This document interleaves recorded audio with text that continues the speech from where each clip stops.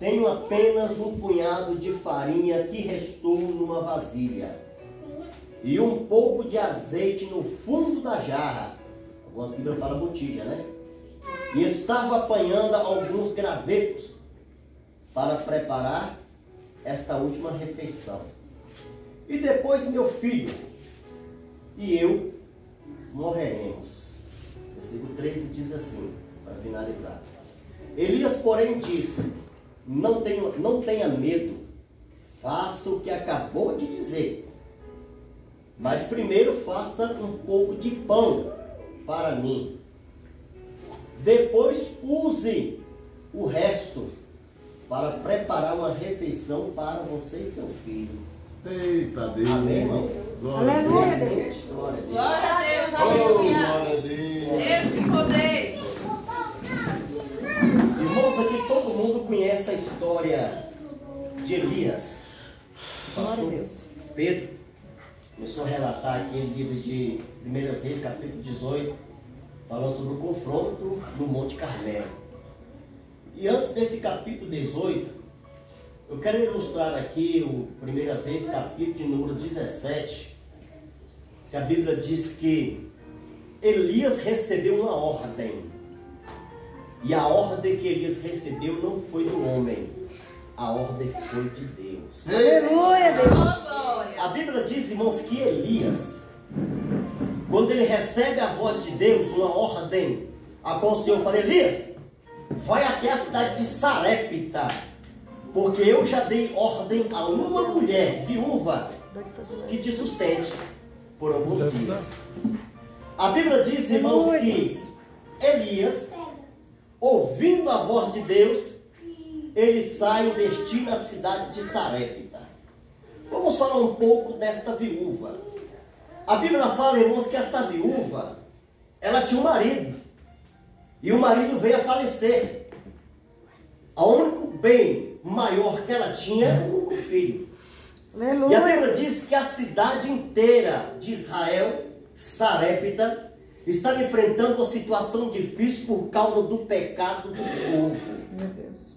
O pecado do povo chegou nas narinas de Deus. Eita, Deus de poder. Oh, Senhor. A Bíblia diz, irmãos, que o Senhor fala com Elias: entra no palácio real e profetiza contra Acabe, dizendo que por 3 anos e meio não haverá chuva sobre Israel. Quantos anos?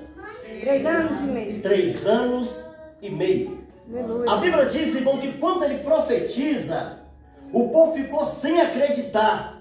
Mas os dias foi passando, o sol ficando mais aquecido, e o povo percebeu que a profecia não era do homem, mas a profecia era de Deus. Aleluia, Deus. Uma outra ordem de Deus dada ao profeta foi: vai até o rio Querite, fique por lá, lá tem uma caverna, e não se preocupe, porque eu dei ordem aos corvos que lhe sustente. Nós sabemos que os corvos são aves carnívoras, né?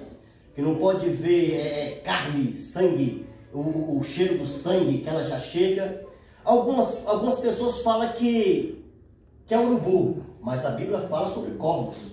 É totalmente diferente do urubu. É verdade. E a Bíblia diz, irmãos, que quando Elias estava ali perante o rio Querite, ele preocupado com comida, de repente vê os corvos trazendo pão e água para ele, ele se alimentou.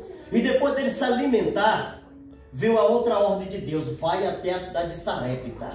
O rio está secando, mas corra para lá, porque eu já dei uma ordem. A ordem foi Aleluia, dada. Deus. Vai para lá, porque eu já dei ordem a uma viúva que te sustente com alimento. Aleluia. E ele saiu à cidade de Sarepta, não perguntou a Deus quem era a mulher, como é que é o nome dela, simplesmente ele foi. A Bíblia diz que ele chega nas porteiras da cidade. E quando ele chega nas porteiras da cidade, ele observa que havia uma mulher no mato, assim, catando lenha. Algumas Bíblias falam que é graveto, né? Sim. E essa mulher estava catando lenha, ele chama a atenção daquela mulher, pedindo àquela mulher um copo com água.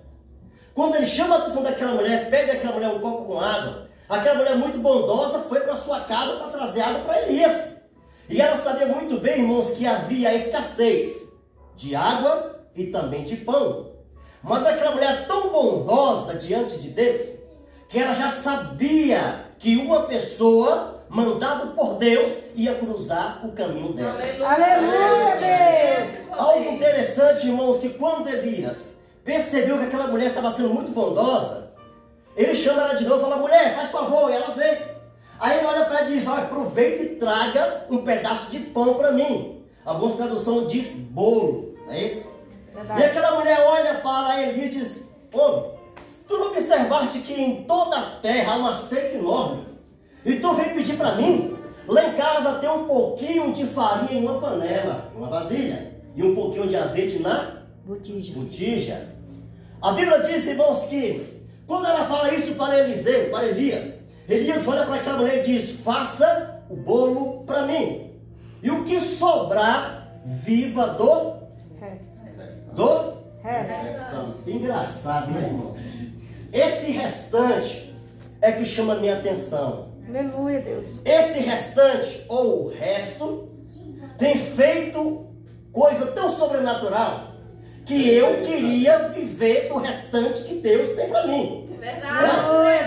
Esse restante é tão abençoado que esse restante traz multiplicação. Quem crê nisso aí? Aleluia, Deus. Quem crê que o restante de Deus vai entrar na tua casa hoje? Só quem crê, levanta a mão para adorar. Aleluia. Deixa eu falar um pouco sobre o restante. Deixa eu falar um pouco sobre o resto. Aleluia. A Bíblia revela, irmãos, que havia uma mulher na mesma situação. E essa mulher era viúva. E a Bíblia diz, irmãos, que certo dia ela ficou devendo demais juntamente com seu marido morre.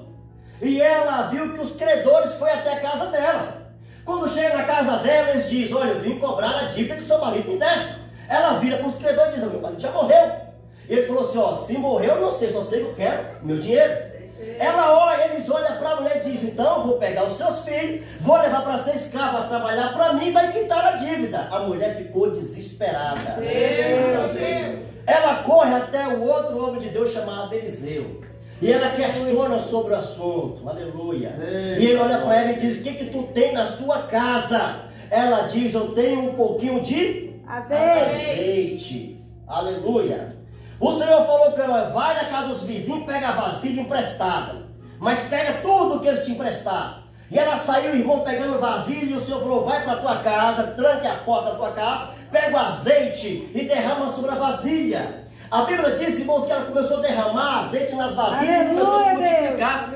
Multiplicou de forma tão tremenda que a Bíblia diz, irmãos, que ela começou a vender o azeite que estava na vasilha, o dinheiro que ela colheu. Ela foi até o profeta e o profeta falou: agora viva do resto. Aleluia, Deus. Dizer o seguinte: Deus vai multiplicar tanto a sua vida que tu Glória vai ter Deus. para pagar aluguel, vai ter para pagar a prestação. Aleluia, Deus.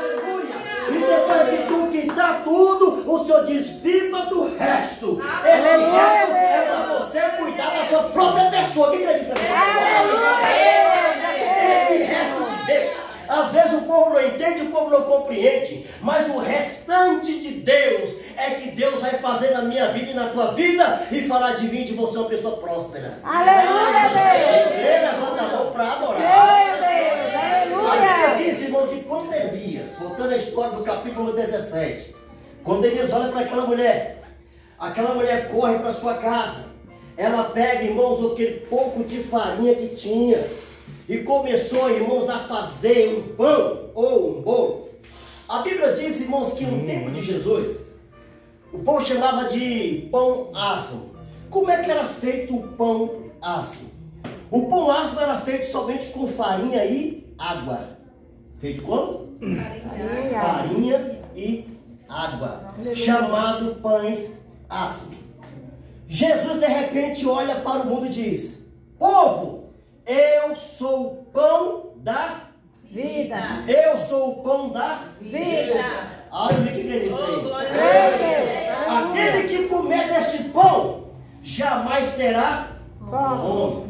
Aquela mulher olha para Elias e diz: a única coisa que eu tenho na minha casa é um pouco de farinha.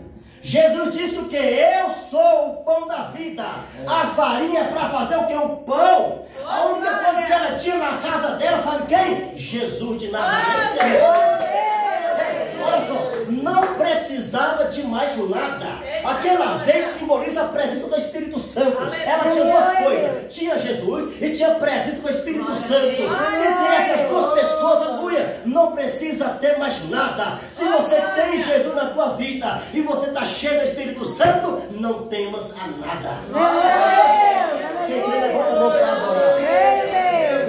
A Bíblia diz, irmãos, que aquela mulher estava passando por uma escassez enorme, mas mesmo assim ela obedeceu à voz do homem de Deus. Correu lá, fez o bolo, trouxe para ele. Imagina só ele comer o bolo. E antes disso ele fala: traga para mim comer. A minha Bíblia diz assim, ó: traga para mim comer e você viva do resto. Isso é forte. Dá glória a Deus aí. Glória a Deus. Parece até um símbolo de humilhação. Olha para mim: os humilhados sempre será Exaltados. Quem crê nisso aí? Aleluia, Deus. Os humilhados será exaltado por Deus. Aleluia, Jesus. Preste bem atenção, irmãos. Aleluia, glória a Deus. Quando eu cheguei na cidade, eu comecei a trabalhar para o homem, um serviço bem simplesinho, bem simples mesmo. Aleluia. E o povo me tratava com aquela simplicidade em cima daquilo que eu ganhava. Depois de um tempo, Deus começou a trabalhar de forma sobrenatural. Alguns estudos, curso, etc. Deus começou a fazer coisas tremendas na minha vida.